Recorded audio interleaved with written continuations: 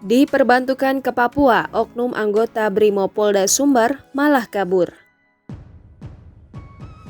Seorang oknum anggota Brimob, Brigadir AY, diamankan setelah desersi alias kabur dari tempat tugas di Basecamp Mile 39 Objek Vital Freeport, Papua. Oknum Brimob tersebut diamankan di Bandara Lama Moses Kilangin, Timika, Papua pada Jumat 4 Juni 2021 ketika hendak check-in keluar dari Bandara Mimika menuju Makassar. Brimob tersebut diketahui berasal dari Polda Sumatera Barat yang diperbantukan ke Papua.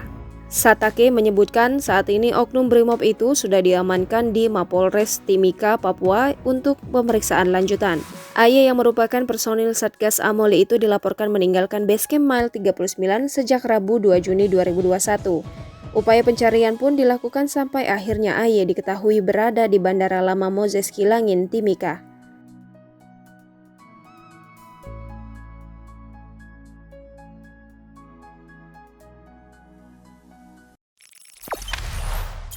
Jangan lupa subscribe, share, komen, dan like ya!